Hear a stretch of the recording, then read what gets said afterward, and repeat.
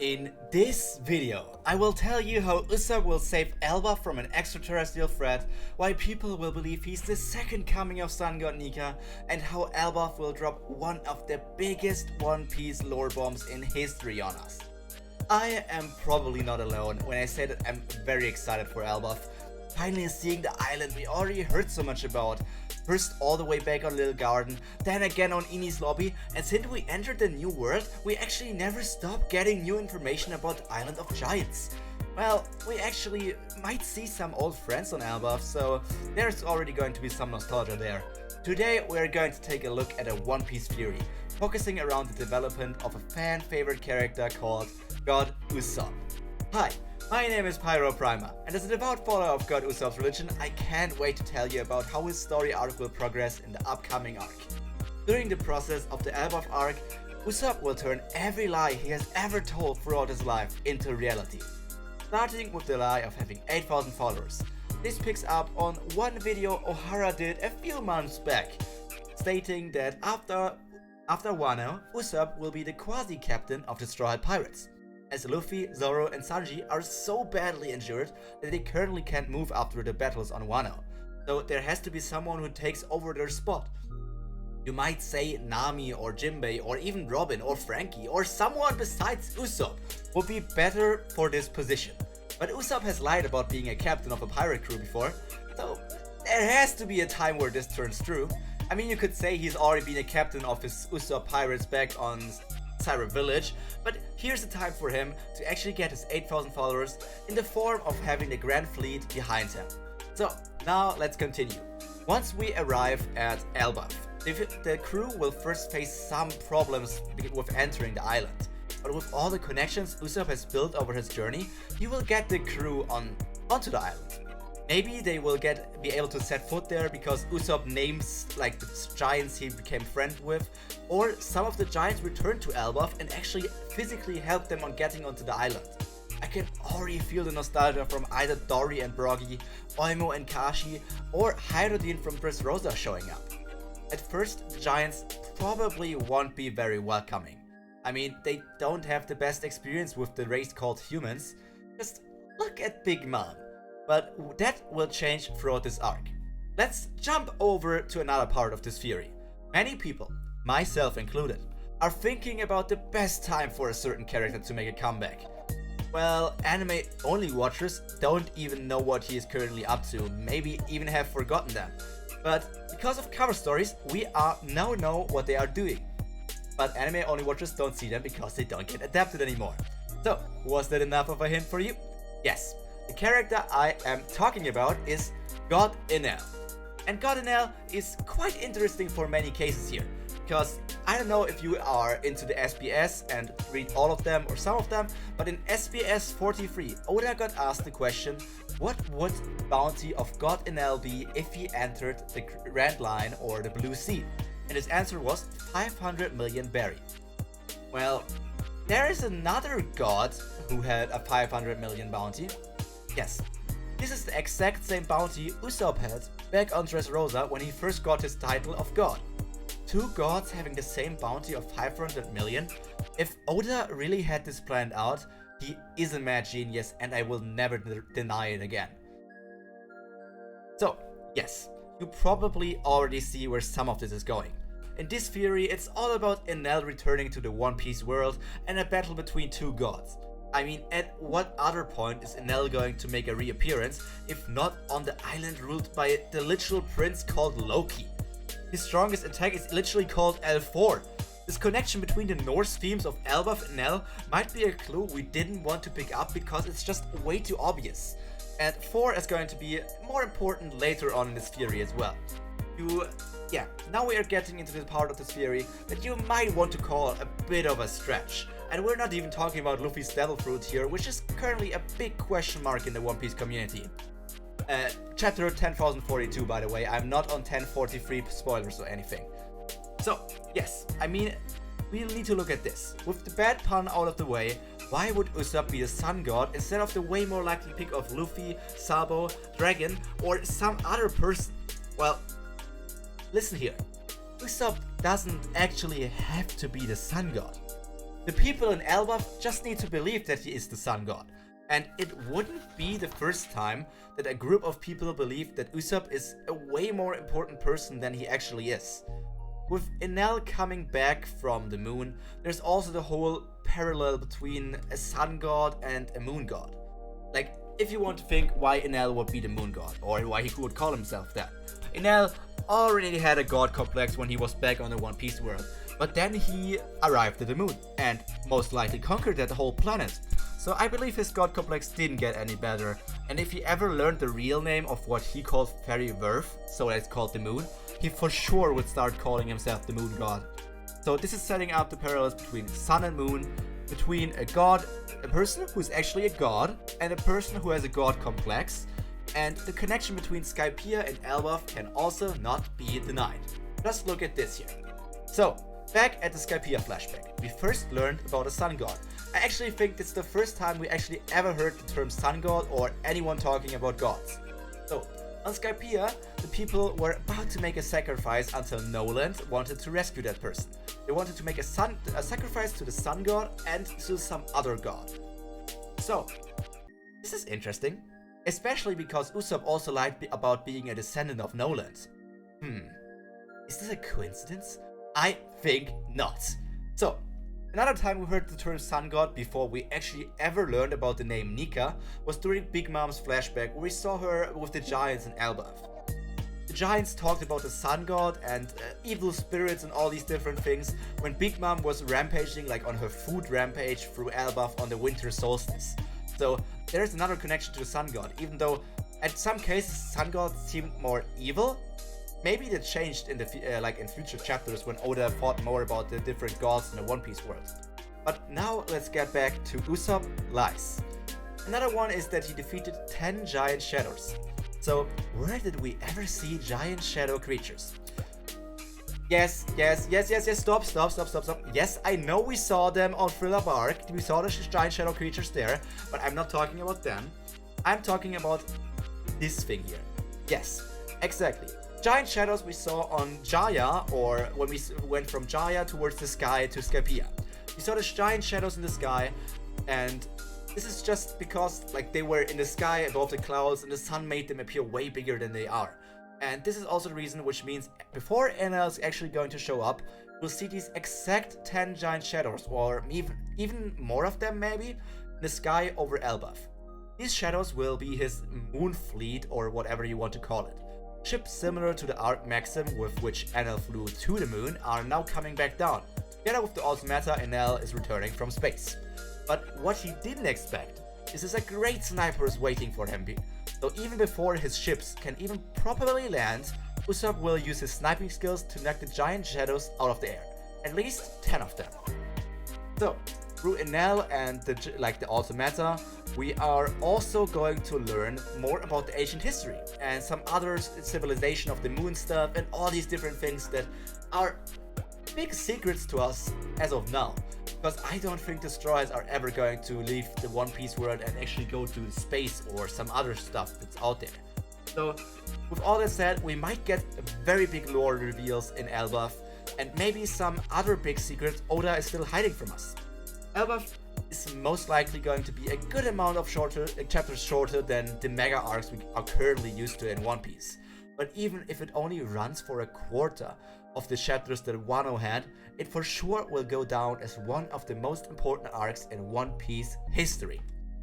In another video, Ohara talked about Usopp versus Loki. And let me clear one thing up here. Why am I bringing up Ohara so much? This is because this was actually not my audition, but like the script that I wanted to give him if I applied for the scriptwriter position. But I didn't get the position, so I'm using it for my own video. So let's continue right here. In another video, Ohara talked about Usopp versus Loki. And while that still might happen, in this theory, Loki gets low-key defeated by God Enel. And the giants would be doomed to basically become his slaves. That would be the case if God Usopp wasn't there. So there's also a theory of Big Mom making an appearance here instead of like stuff with Enel, and Usopp fighting against Big Mom, because there's the whole David against Goliath thing, and because David fought against with a slingshot against the giant people, that would make sense against Big Mom because she has the whole connection with the orphanage and all these other things. But you also need to think about the David against Goliath thing can still be true because Enel can turn into a very, very gigantic electric being, which is very fitting for the fight with David and Goliath here, especially because Usopp then will use his armament haki on a slingshot or something. But in this fight against Enel, Usopp will turn 3 lies, or even more of them, but I'm talking about 3 lies in this segment here. He will turn these 3 lies into reality during this battle. First one is how he actually used, or how he destroyed the giant jack on Skypiea with 90% of only using a rubber band, the rubber band of doom. So he did the work on the giant jack alone with a rubber band. And while I still don't really know what rubber band would be powerful enough to do that, I think there is a way to make this turn true. Especially because we have this gigantic tree on Elbaf, which might be the treasure tree Adam for all we know. But if Usopp actually knocks down that tree with a giant, or the giant rubber band of doom, why does he not shoot Luffy with the slingshot? If he shoots Luffy, it's basically him. You can't say he did the work because he used the slingshot to amplify Luffy's speed, and Luffy is made out of rubber as far as I know so right now. So it could be the case here. So there's also now the second line. As you can see, Usopp wants to sell after the whole Skypiea stuff. He wants to sell his rubber band, but also the King of Iron Sheets. Something strong enough to get people through the Grand Line, and something strong enough to block Enel's attacks. We all know that was a lie, but we all know that Usopp always gets something new from every island he is on. And it's very likely he got a very hard metal from Wano. And we know there are a few hard things on Wano, like the poneglyphs. But I don't think he got a poneglyph weapon or a poneglyph sheet or anything. What I think he got is Sea Stone. Sea Stone is used to travel through the Calm Belt, through the Grand Line, and it can block Logia attacks or Devil Fruit attacks in general. So it is very fitting for this thing here. And the biggest dream of becoming a brave warrior of the sea is his third line. Dream of becoming a brave warrior of the sea is not necessarily a lie, because this was always his dream, so he will turn this into the truth in this fight as well. This here is your segment if you only came for the thumbnail. Another option for the hard metal that can block Enel's attack is if Elbaf actually has an ancient artifact stored on it that can only be wielded by a true brave warrior of the sea. One weapon besides Usopp's trusty slingshot has always been by his side. Since his first battle against Chu on Elbaf Arc, one of his hardest battles in Alabasta against Mr. Four and Miss Merry Christmas, and on Filler Bark against Perona, he had this one weapon with him besides the slingshot. The weapon I'm talking about is a hammer. The legendary Usopp hammer will make a comeback here. And what hammer would be more fitting for a god than the legendary Norse hammer Mjolnir? Yes, while this picture is stating that Mjolnir might be the ancient weapon known as Uranus, I don't necessarily think it has to be the ancient weapon. It just needs to be a really heavy hammer, made maybe out of sea stone, for Usopp to use. And this is also the case because we all know that this all could be not even sea stone, but it could be some other mechanic if you think about it. Usopp has lied about hammers a lot. He said anything between using a hammer that weighs 5 tons, 100 tons, or even more. And so now this is the time that he actually could have a hammer that is that heavy, or maybe can change his weight. Like a hammer that has devil fruit that can change the weight of it, and with dials built into it or something, maybe it has the ability to absorb and eject lightning. Because if that is the case, Usopp might be like retitled from just being a god to Thunder God, or to just Thor. If you already see that we have the Prince Loki, he could be King Thor for Elbaf later on. If the hammer actually works like the real Mjolnir, it will also be another proof of Usopp becoming a brave warrior of the sea. Even though the whole proof of being worthy thing is, I think, something that Marvel added onto Mjolnir, and is not actually in there in the real Norse mythology, but it's very fitting for Usopp to actually get the ego boost or the confidence boost that he needed. All of Elbaf, and even Luffy and the other Strawhats, will see Usopp fight this battle, and the Giants will proclaim that he's the second coming of the Sun God. Now, you might be asking yourself, how is becoming the Sun God equal to becoming a brave warrior of the sea? Well, that is the case because as much as we learned about Nika, he's still a mystery for me as of right now. But one thing we learned about is he's either a legendary or maybe even a mythical warrior who would come to save slaves from the oppressive masters. We already saw Usopp saving some slaves back on Sabaody when he took down and defeated one of the celestial dragons. And now he will rescue a whole tribe from being turned into Enel slaves. That's... okay, tell me that's not fitting. So, if Elbaf really marks the point in Usopp's adventures where every lie will turn into reality, this will also be the fight in which Usopp will unlock Conqueror's Haki, fitting for a true king, proving to all the people watching, and to himself finally, just how much of a brave warrior he has become. Don't forget that Usopp called himself Sogeking or Sniper King in the past, so it would only be fitting if a king has the color of the Supreme King Haki, Conqueror's Haki. What lies are still left on the table? Well, one of them is about Usopp's birthplace, or Sogeking's birthplace to be more precise, the legendary Sniper Island. This lie will be one of the only ones, or the only one, that does not come true at this moment. That is because in the future, the Gecko Islands, Usopp's birthplace, or more specifically Syrup Village, will be known as Sniper Island. Not only the sniper of the Red Hair Pirates, the Red Chaser I think it's called, Usopp, but like he came from this place, but also the legendary sniper from the Pirate King's crew was born on that island. That should be enough for a reason to change the name of the island, or at least how people call the island by a second name, similar to Hachinosu. Hachinosu is also known as Pirate Island, so if Syrup Village or the Gecko Islands are also known as Sniper Island, it would make a lot of sense in my opinion. But one of the biggest lies in my opinions that are still left is the one where Usopp stated that he's let me quote this. Usopp said that he is Usopp, the wicked devil king from hell. And while this might be the biggest stretch in this whole theory, it's still a likely outcome for the white luck Usopp always has. After he saves the island from being taken over by a powered up Enel, Prince Loki will start to look up to the heroic warrior, and through some circumstances and typical Usopp schemes, he will become the new king of Elbaf, which might as well be known as Hell in the future. Having Elbaf as like his country would also lead to something that I stated in the beginning of the series, of this video. Usopp needs 8,000 followers, and if he has the entire country of Elbaf behind him, that might be his 8,000 followers. That might just be very well be the case.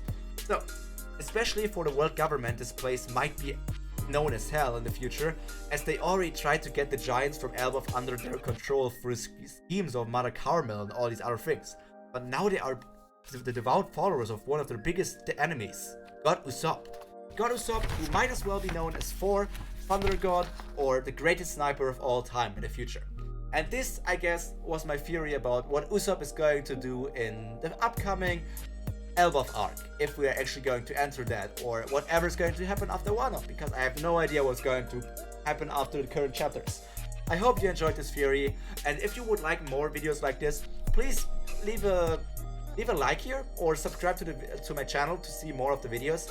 At the moment, I'm focusing around what-if scenarios, and some other stuff is coming up in the future, but I hope you enjoyed this, and now all that's left to say is Pyro is done for today, and I hope all of you have a nice rest of a week, rest of a day, and stay safe, stay cultured, and stay hot.